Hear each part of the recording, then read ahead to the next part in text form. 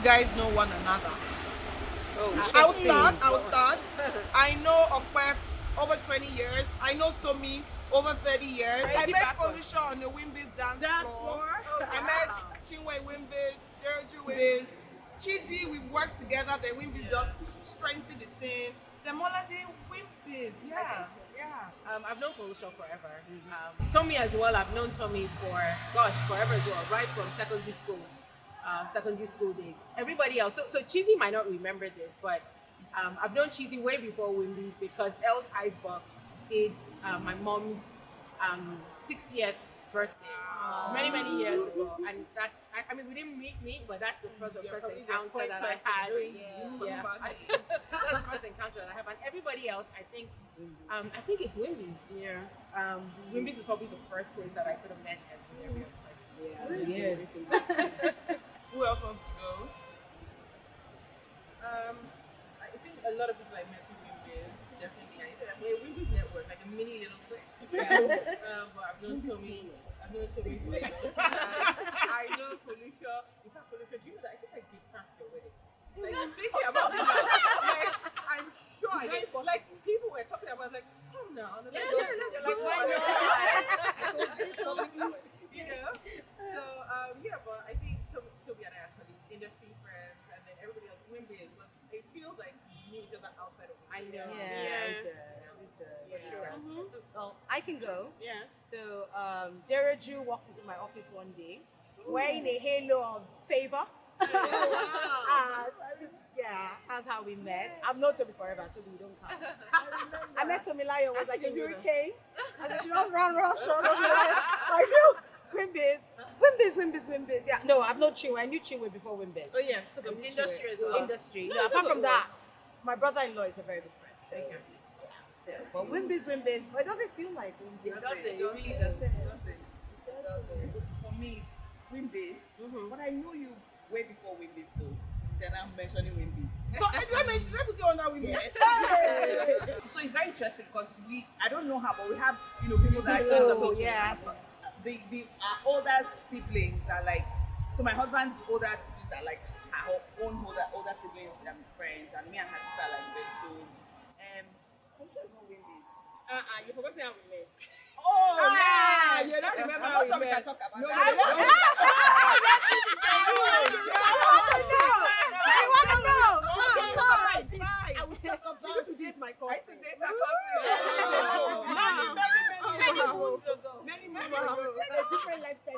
They almost forgot. They No, we actually almost forgot. Selective amnesia. Because I blossom outside. For sure. What I love about the whole thing is, friends of friends have become your friends. Exactly. And That's it. But real Lagos people just brush it up. They just move on. Like I'm actually drawing a blank as to how I met you. Like I'm stuck on it. And he's gonna come to you. Yeah, I'm stuck. I'm like, no, I didn't meet you when Yes, you it just wasn't this. So the women supporting women thing, is it a myth or is true? What are your personal experiences individually and as a group of friends? So, I want to jump in on that one. Because when we're talking about how we met each other and everyone making reference to Wimbiz, I mean, I have my personal reservations about Wimbiz. It's an organization I've been a part of for as long as I remember, since I moved back home, whether officially as an associate or just as a volunteer or whatever. And I think that it's actually a testament to women being able to support women. Because you look around this group of 8 women who either met with or have been able to cement a relationship through a certain platform. And those kind of platforms are the ones that we challenge a lot and say, nothing good comes out of it, women are being recruited, we get to be able to forge this sort of relationship. So I think that beyond a sort of societal standard or box context, women are able to support each other if they have similar values, if they are like-minded, if they are open to that level of interaction. I feel like, so as opposed to us asking this repeated question on whether or not women actually support women or women actually like women and all these things, we actually need to just be focusing on, are we grooming and growing ourselves to be able to accept support, to be able to be part of support, to be able to be support to others. And I think that's more relevant because the problems that I find that people have the most within female sort of professional groups, friend circles, it usually boils down to a difference in values, a difference in upbringing, and a lack of self awareness and self recognition. So it's I want us to debunk the myth of the question. I want us to stop asking this question and focus on us sort of building ourselves individually so that we can accept and recognize support. And then also be the people that are supported. Because we're here, I don't think that in this group, I mean, not everyone sees everyone every day or anything. But I don't think that anyone that's had, even if you do have issues or you have clashes, anything has ever escalated, or anything has ever been that personal, or anything has been that. And it's not because they're shallow friendships. They're deep enough to have a word, to be able to talk on the side. So I think that level of maturity is needed in order to flourish. To flourish.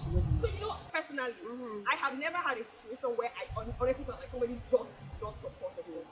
If they didn't support me, maybe there was a reason why. Maybe they It has nothing to do with gender. Exactly. It wasn't a it wasn't a gender thing, right? Because it's not all the time that men support women or men support men either. So I feel like it's one of those things that if we don't intentionally debunk it, even in our minds, because a lot of women have also built the mindset, and it's a stronghold now that's preventing them from being more successful. Because when they see another woman, just assume automatically that she's a woman.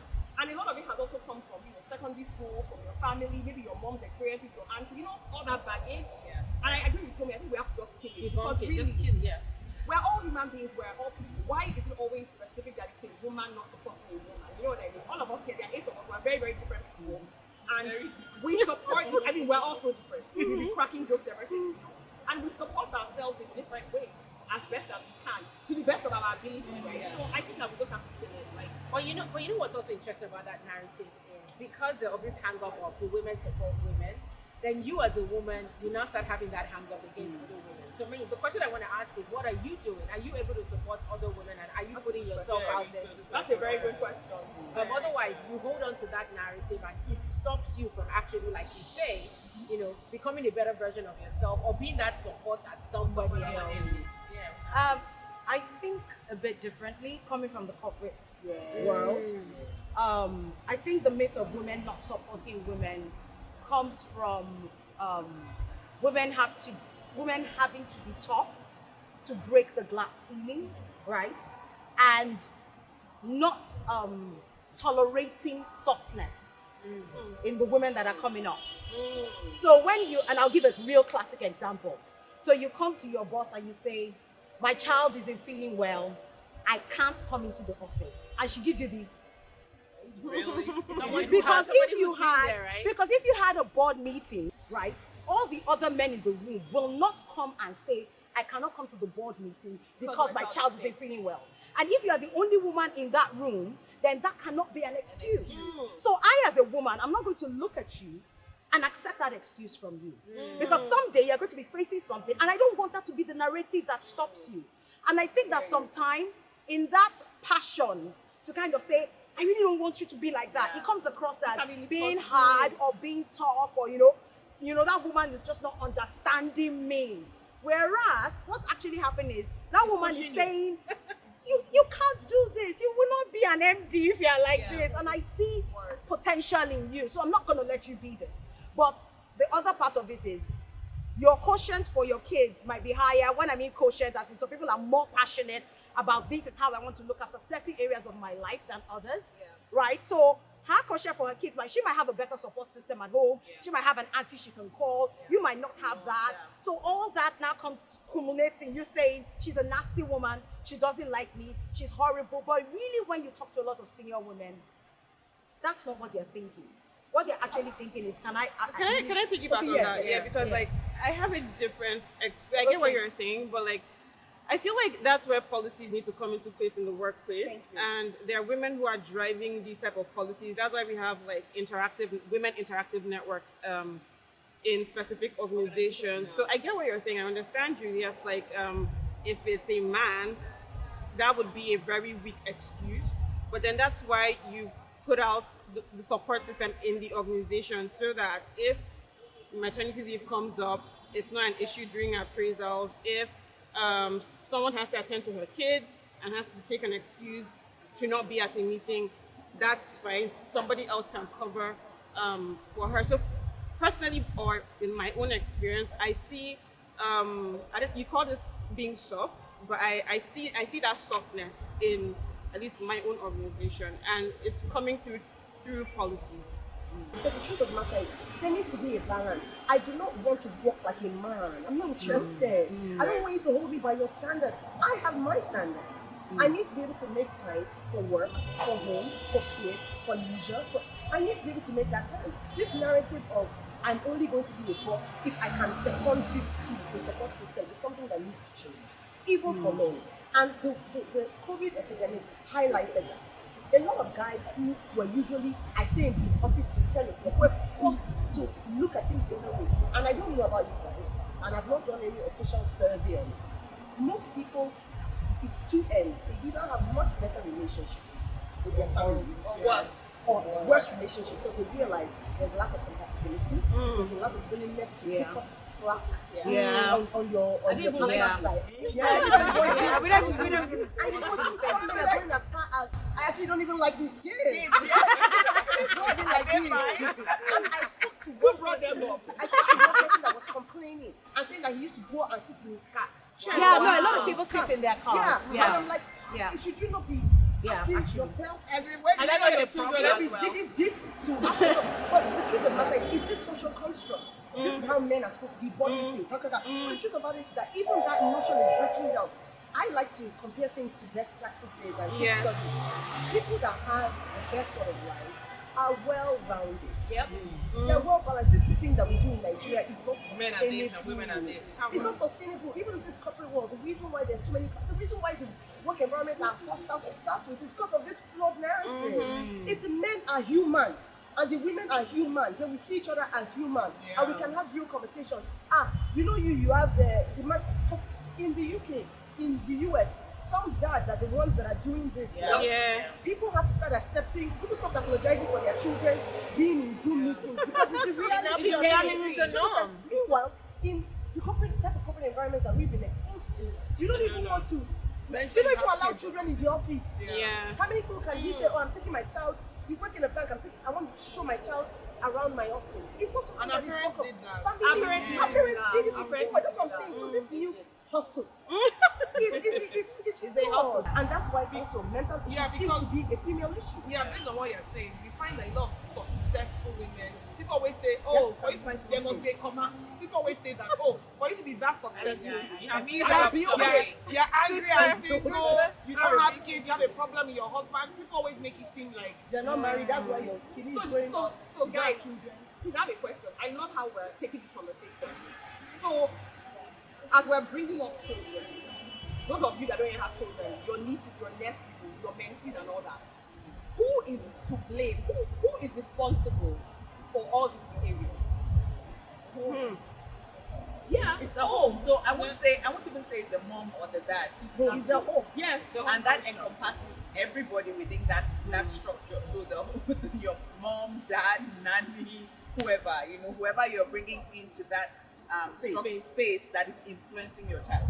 So it can even be the support system, it can even be grandma, it can even be whoever, but it's the home. It's all encompassing. You can't associate it to mom, dad, or anybody else.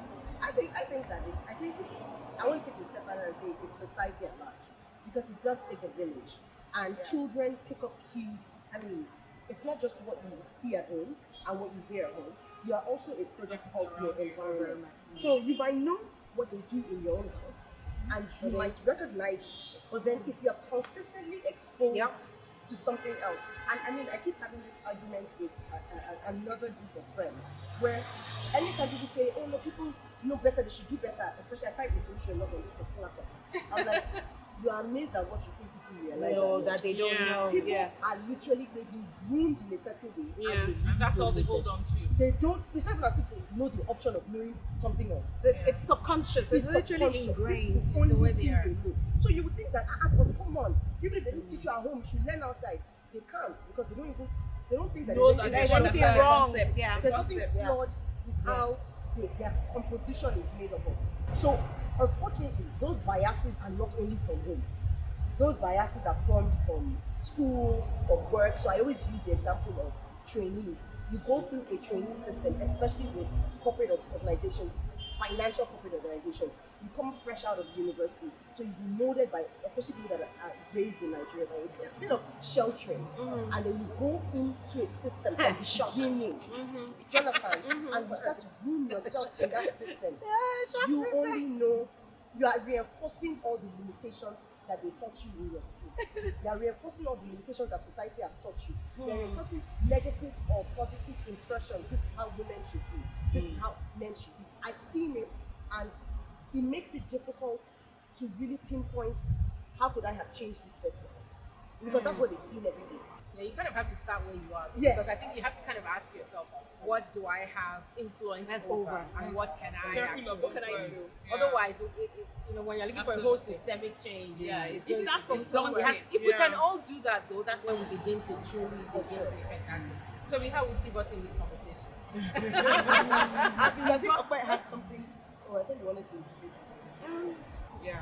So my next question is your trajectory in your different things that people do. What has been most valuable or more valuable, your education or your experience? Hold that up. Oh yeah. Finish. Your education or experience, one. Then, what skills did you develop early on that you think has been the most helpful? Circle of influence. Education is just too structured. It's the same thing. It's going to be the same thing for the next 30 years. So, no problem. We'll go through the system, but it's very important.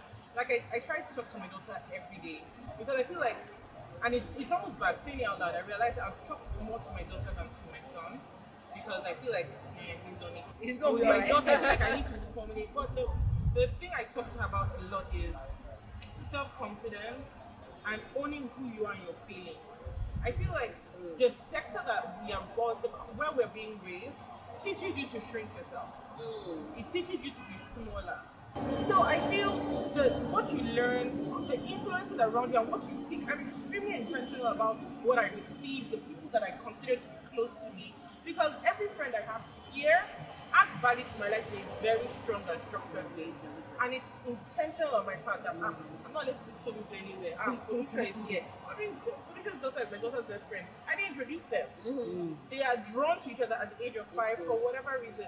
So you want those people in your life to add structure and add strength to you in every way. So your education is important. I'm not going to call my kids out. Yeah. But I'm never going to teach them that the most important thing that you're not educated, you can't get by in life. Totally never going to happen. Yeah. So can I say something? I think it's a 50-50. I don't think it's one or the other. Education teaches certain things. Life's experiences teach you certain things. It is the combination of the two that make you spectacular. So education, I read engineering. I think critically, I think logically. I was taught to think logically. It pisses some people off. Sorry to use the word piss off. but that's it. I'm layering it. As you're talking, I'm breaking it down into structures, and it helps me at work, and it has helped me in conversations. It helped me when I was debating in school, right? So that's education. Now experiences, now that deals with, for me, the softer skills. So I tell people that you don't know how powerful the softer skills are until you either have to manage people or you have to or you have to manage a business, or you even move to senior management in an organization. Then all of a sudden, and I can say this because I'm sure there are people that will be hearing this that are not yet senior. The game changes on you. Like 1 minute they were telling you, your numbers are so good, and then the next thing you enter into a room and they're telling you, so strategically, looking at the organization, where do you think? What are you talking about? And then every other person in the room, and every other person, about education. and then people are talking. Like, they're seniors, and they're bouncing off each other. And you're bouncing off each other. What's going on here? I'm serious. You're not able to strategically. And then when they layer it, and I'm saying, I'm sure somebody's going to hear it. When they layer it, you're like, wow. And then this person can, whereas you're not less intelligent. Yes. You just have not learned the skill and the experience of managing your critical thinking and people that way. Right? So you learn it. So there is a place for experience and there is a place for education. But I think education kind of layers it for you and teaches you the fundamentals, and experience builds Let on me that. share a quote that I love. I mean, I guess because, we're focused on building up the young people. And there's this thing that says that people hire for credentials, but fire for competence. And the competence at the source. So you can have all the education, you can have all the credentials, but if you haven't got that competence in terms of the soft skills and the suffer experiences, etc., that you're bringing in, ultimately there's only so far you can go until you sort of get capped. So I agree with you that it's both of them are important. And if you ask me what is the one thing that has continued to help me is this quote. I think it's a Steve Jobs quote that says, "Stay humble, stay foolish." What that means is that wherever I am, no matter how high I go, no matter who I'm amongst, I'm always like a sponge learning from other people. So I'm humble enough to know what I know and humble enough to know what I know. I think education and both for me. Yes, but experience showed me how to apply my knowledge. That's right. I'm working as an economist and I studied economics on both levels. So it showed me. I'm not sure that there's anyone else who In this space that follow through with What what they they studied. read. I was close, but then I gave up. What I read. Oh yeah, you did. No, she did. Yeah, Look at Tommy's No, face, she like, No, she did. She did. I think. You did. No, I'm looking at her. No, so even like the work that I'm doing now, It's still it's technically. digitization. Yeah. So I use my tech. Like I feel like obviously when you study technology, you Yeah. have to go into management. Yeah. When you're managing, it's less about your technical skills. Yeah. You now become about management. So for Yeah. me, I've grown into managerial levels of things where I'm But you leading an used it. organization, but I use a lot of what I learned. A lot of my technology skills still come into play. Yeah. But I education agree. done well, there's lots of transferable skills. Yeah. That's what it. you're saying. It's just kind of makes Lots sense. of Yeah, me too. I use mine now. Quantity surveying, project management-ish. Yeah. Yeah. So it's all consistent. But It's never useless. No, it's at not all. ever- Yeah, I don't think I education think can never be that's the wasted. idea. The reason why I was saying, I do hear that you use it and you've grown into managerial position with it. But I think that tighter, or stricter educational background, architecture, economics, actually seeing you, like, you would not, even when you worked at other organizations, PNG and all the other experiences, it wasn't as if you were doing quote unquote information technology. I was. Okay, so maybe it was. I was. I At least feel like- earlier in my career. Yeah. Like, so when I was building, I was doing a lot of, like, I was doing systems analysis, I was coding, I was testing, earlier. And then when you now get into the higher levels, you're now managing people that are They're doing those Yeah. things. Yeah. Because I feel like as an economist, Yeah. in your case, I find that you are referring to what you did in class. I'm hearing now that that's the same Yeah. thing. Yeah, all the econometrics you Yeah, guys but see. again, let's not forget that education is continuing. Even Yes, of course. And Yeah. along the line, you add more skills. So for the large part of my career, I was always doing the things that I studied. I was always doing the things that I do. Public relations, international communications, brand strategy. That's what I have always been doing. But as you said, as you start going into managerial levels, you now start realizing that, wait, so my experiences and even some innate skill sets that you might not even know, maybe education might have highlighted a little bit, start to show more and start to give you, it starts to open doors for you to move on to your next level. So when you ask what's more important, it's funny because even I've always worked in the field that I studied. I don't even think that way because I'm one of those people that by the time you interview me, you almost are like, wait, I want her to do Something, I want her to do this. Do you understand? Because I see that, while I can see your education is in this and I know you'll be good at it, you can actually do anything else. Yeah. And I think that that's an experience thing. So while your education might give you that know-how, that foundation that you need to express yourself and to know, what you're good at and that routine of, like for a communicator, the routine of knowing how to break an issue down, how to relate that issue in many different ways to different audiences and things of that nature is innate. It still doesn't mean that you can't branch off to something else and still be great at it. Yeah. That's also a skill set that women naturally are able to do. Yeah. Naturally able to pivot without, and which is why we're better managers, yet we don't have as many opportunities to be in that way. The opportunities are obviously growing, but if there were more, because women are more adaptable, they're more flexible. Yeah. They can think on their feet. So I might be an economist, does not mean that I cannot manage a team that is doing information systems, because I have grown into a level where I can manage teams generally, so I can put that skill set in. And as you were speaking, I think what just occurred to me was experience is education. It's not formal.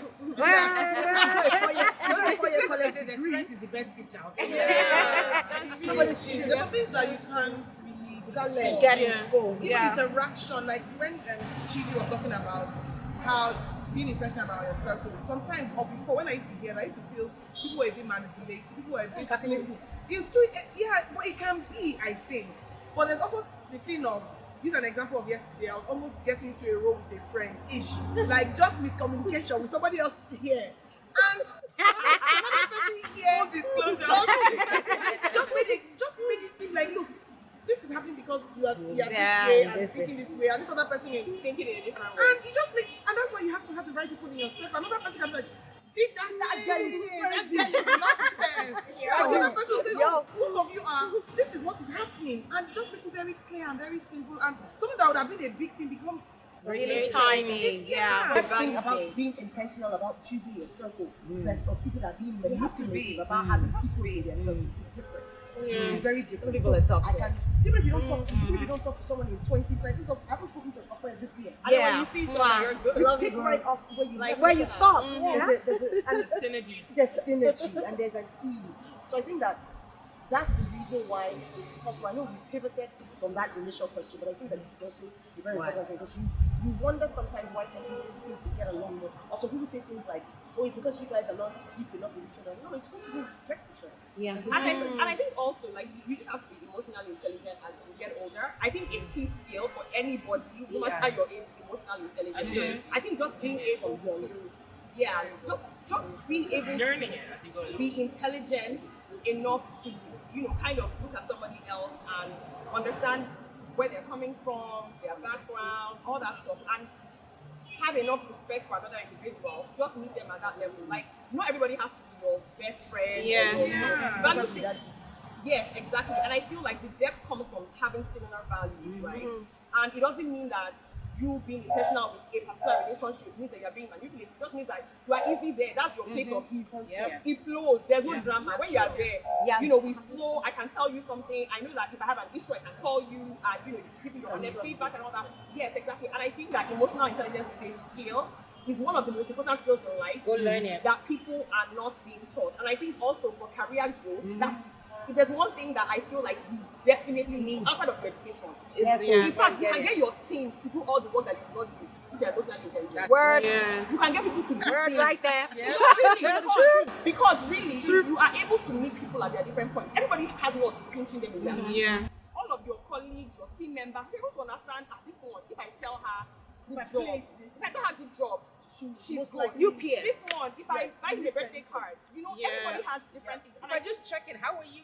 They said something, and then you're like, oh, How what was is that that thing your that you sister? said? Ah, Some people, exactly. And COVID I think really brought that to light. As far as leadership, that's why a lot of leaders had a hard time. Because a lot of leaders had been very mechanical, very bam. It's all about the results. And then COVID came, and your high flyers are not being high flyers anymore because there's so much going on. So I think emotional intelligence is so important, and it's something that everybody should go and learn it. And there are many courses.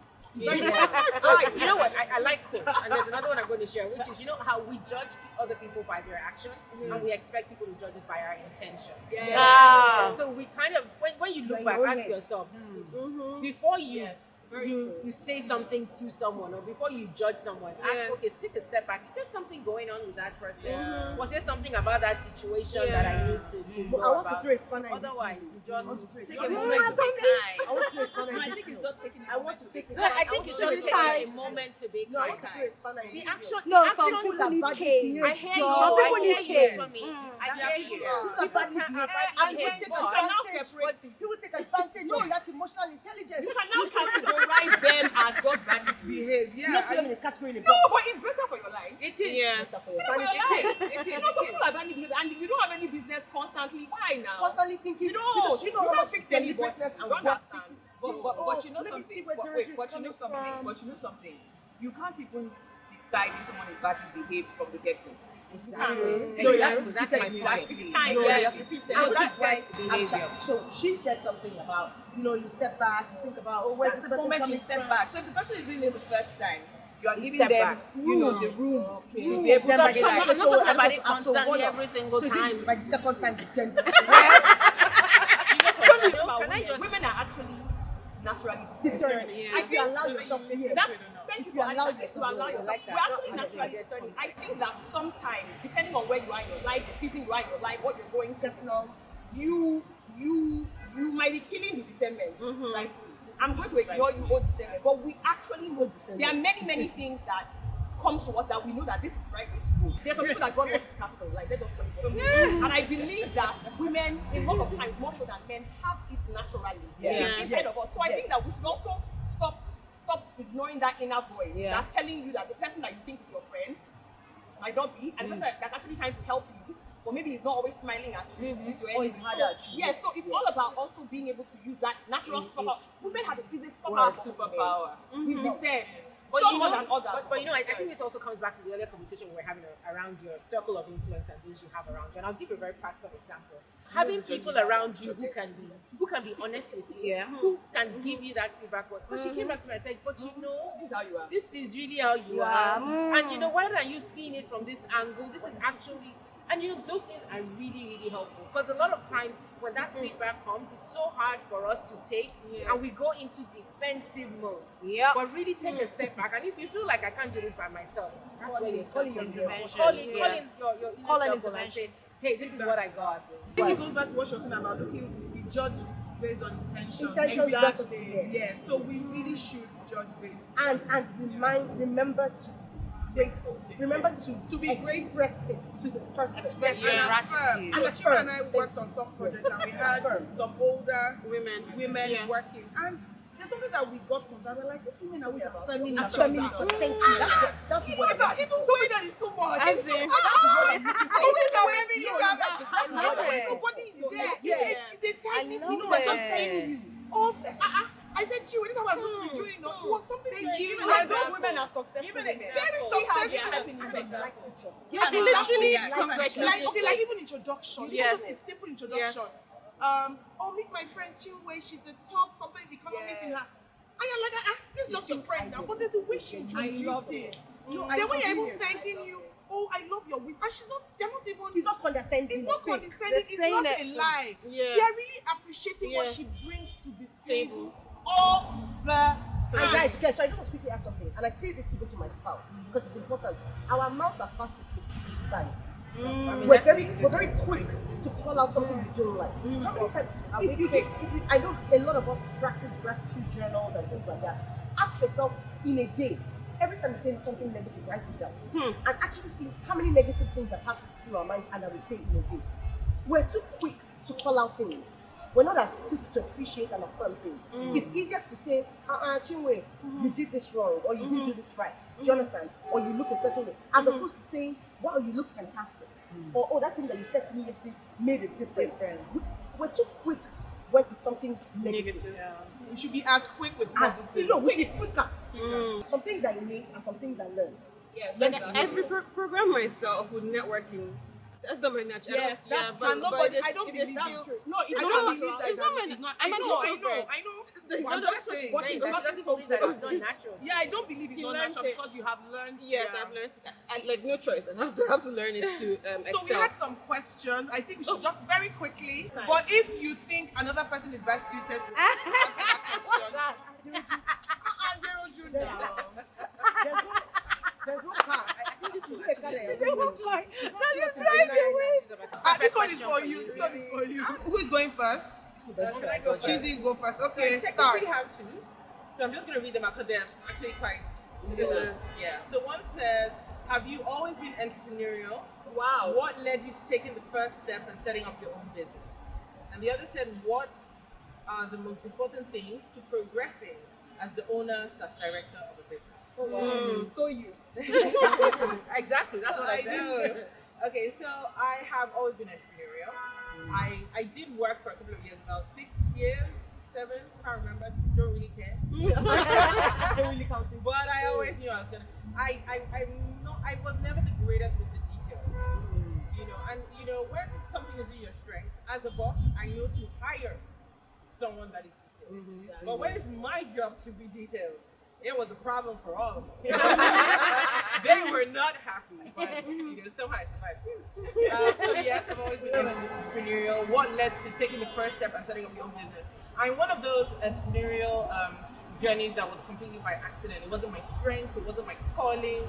It was just an opportunity, and that's what I always thought. You know, it should be. You see an opportunity and you build on that. I went to a party. The service was absolutely abysmal and poor, and I thought to myself, no, there has to be a better way. You know, and it bothered me so much. You know, at the party, and then the next day, because I was there with my boss, and I told her the next day at work that you know it bothered me so much. And I think I can do it better. And she was like, you do? I said, yeah. She was like, okay, you're doing my daughter's birthday. And that was how it took off. And now what? Nearly 15 years later. Don't worry, you get it in the book. Okay, so she used double time. That's what she has to do. Okay, she has two questions. The second one, I'll okay. The most important thing about progressing is having a plan. You have to have a plan. Don't be deceived that you can just take it Nice off the and bat. quick. Sans, make it nice and quick. Oh yeah, who is next? Should I go next? We can go around. Okay. So my question is, what skills did you develop early in your career? Presentation skills. What skills? There were many. What's the most One that you still use today. Quite a lot.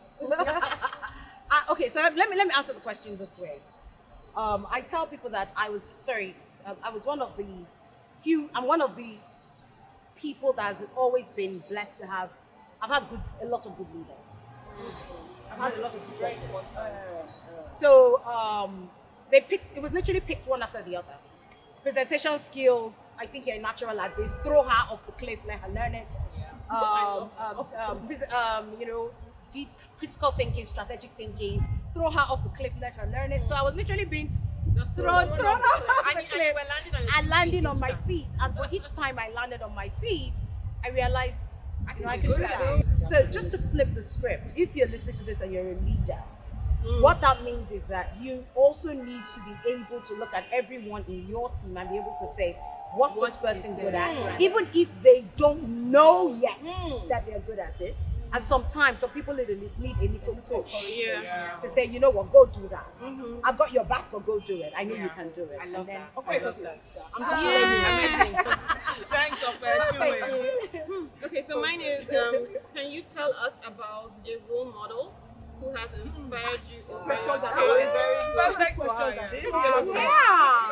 I have 15 active mentors. Okay, give us something common to all of them. That pour into me. 15 active that pour Active. into me. So they're inactive. Yes, I had to. Yes, 15 because I have to also be of value to them. To So them, yeah. Wow, I So love that. I have 15 active mentors, but I would say that there are two ladies that, with regards to my career as an economist, that have helped me define the templates I use, and I started observing them from afar, and that's something I would like viewers to take, that you don't have to be in close interaction with somebody for you to gain from that person. So I started interacting with them from afar as early as I think 2008, and now I'm closer to them.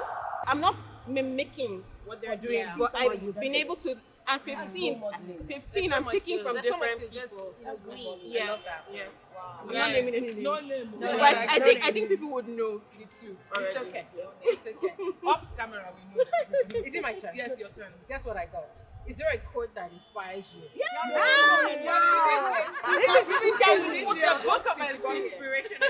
So interestingly, there's one that I was going to talk about this week, and it's Theodore Roosevelt's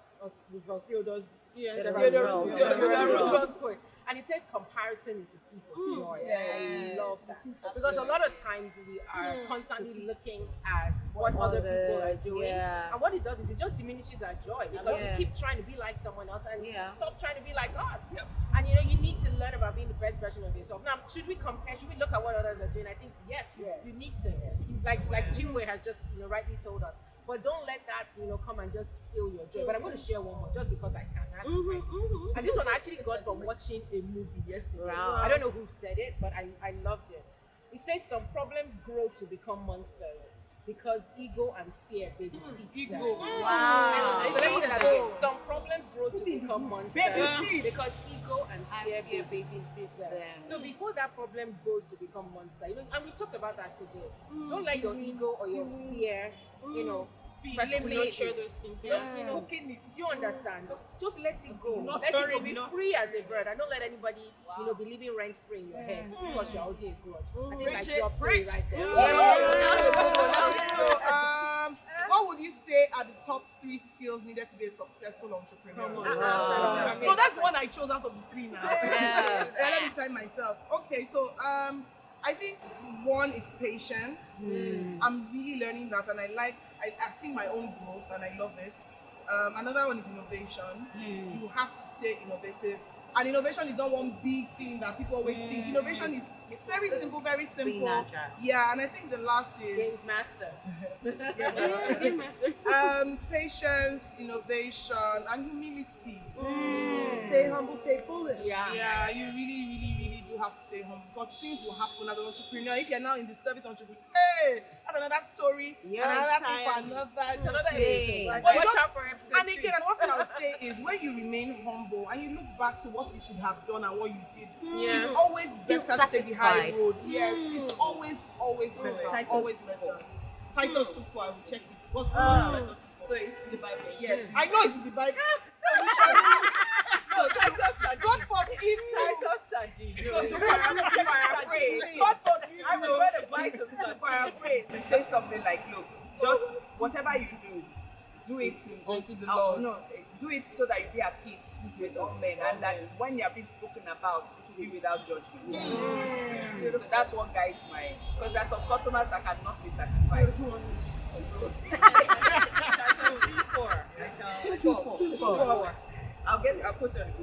So, question: if you had to start over from scratch, knowing what you know now, what would you do differently?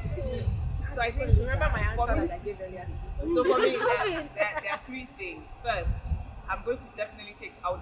If I was starting afresh, I'll definitely take my relationship with God more seriously. Earlier in life. Because I believe that there was wisdom that was available then that I didn't access.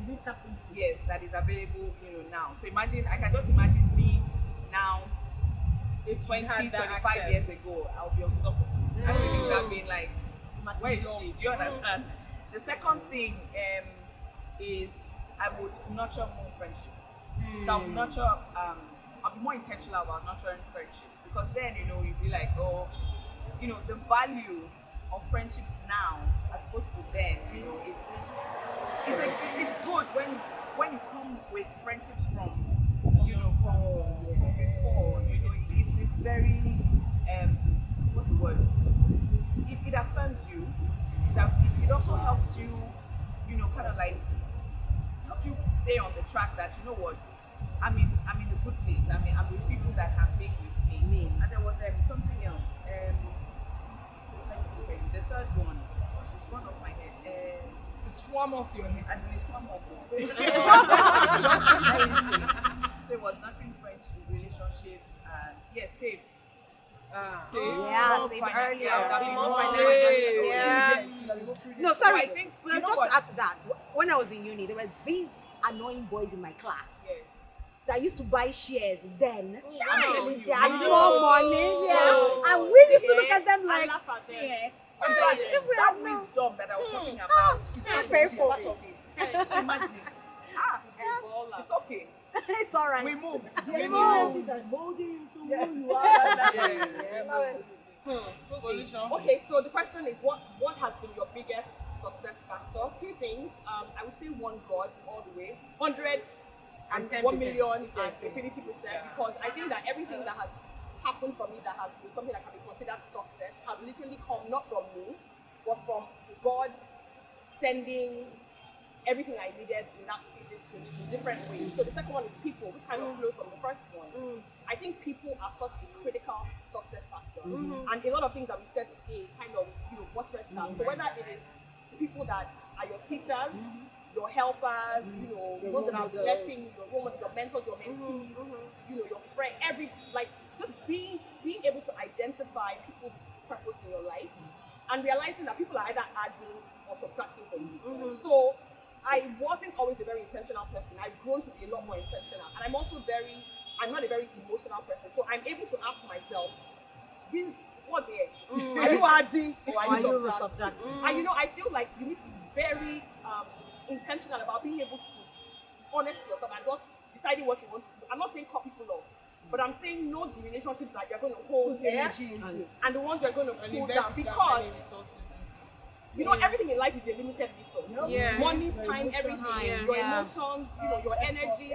And so a lot of us spend so much energy on things that are past that season, on old things. Some of us are in relationships that we have no business in. They've expired. And I think that it's very important to understand that for you to be successful, you really have to ask yourself who is adding, who is subtracting, and then also knowing who to honor in your life. I think honor is extremely important. I think even with your friends, knowing that this person really should be honored and not taking for granted the people that God has put in your life and who you should be honoring. It's like Felicia was at the Bible study. It's like Felicia was at one of the Bible studies. Sorry? It's like Felicia was was one of the the Bible studies. Yes. Oh, yes. Oh, yes. That gives me something to think about. Okay, so my question, how is it important for women to lift each other up, and what does that mean to you? Holy Spirit was really moving. As a question, so when did I choose to? What is the number? So as you all know, I'm an only girl, I'm the last one. I was raised by men, I was raised by boys. I mean, few people have known me since secondary school, and I genuinely haven't really had female bosses. I've been raised by men. The people that have given me opportunities, the people that have opened doors for me have always been men. And coming back to Nigeria, in fact, most women that have been in my life, colleagues or whatever, tend to always sort of see me as the guy. Like, oh, that's the one that gets along with the men. Like, she will succeed because she's like them. So coming into marriage and motherhood has been a struggle for me because I'm a woman. I'm not a man. She. I'm not a man. She, her. She has. I don't know why you are she. I think that has a different connotation. Oh, okay.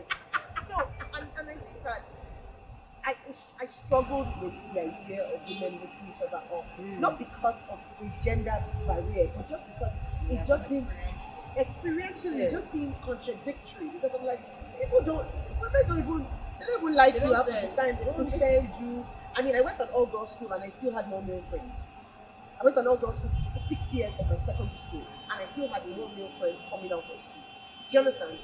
But I've come to appreciate the fact that the affirmation and the lifting that women do to each other is something they can't get from the opposite gender. Thank God for the mothers that we had and the people that played mother figures in our lives.